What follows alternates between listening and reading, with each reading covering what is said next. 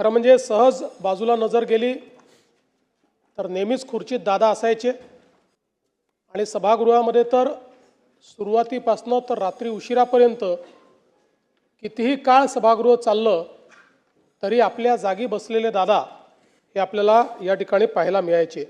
आज दुर्दैवाने ते आपल्यामध्ये नाहीत, याची निश्चितपणे खंत आहे। खरं तर यावर्षी दादांनी 12वा अर्थसंकल्प मांडला असता, पुढच्या वर्षी 13वा अर्थसंकल्प मांडून बॅरिस्टर शेषरावजी वानखेडे यांचा जो विक्रम आहे त्याची बरोबरी केली असती आणि कदाचित पुढच्या काळामध्ये महाराष्ट्राच्या इतिहासात सर्वाधिक अर्थसंकल्प मांडणारे अर्थमंत्री म्हणून दादांचं या ठिकाणी कार्य राहिलं असतं।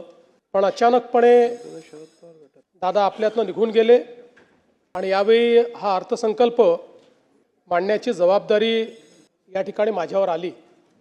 खरं म्हणजे अर्थसंकल्पाच्या संदर्भात आपल्या सर्वांनाच कल्पना आहे की कठोर निर्णय घ्यायचे असतील तर ते घ्यायला कधीही मागे पुढे न पाहणारे अजितदादा होते।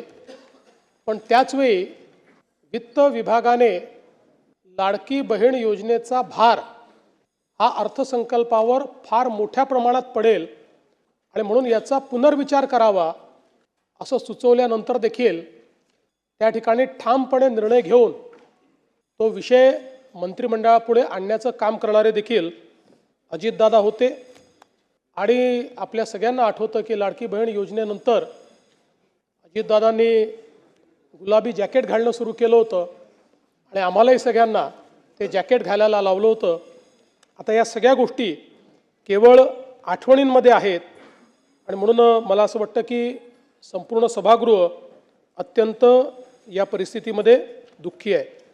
महाकवी भास यांचं एक नाटक आहे स्वप्न वासवदत्त, आपल्याला माहिती आहे त्यातला एक संस्कृत श्लोक आहे, काष्ट गतो ही पावका काय दहती मित्र शोकस्तु हृदयमस्तीच दहती।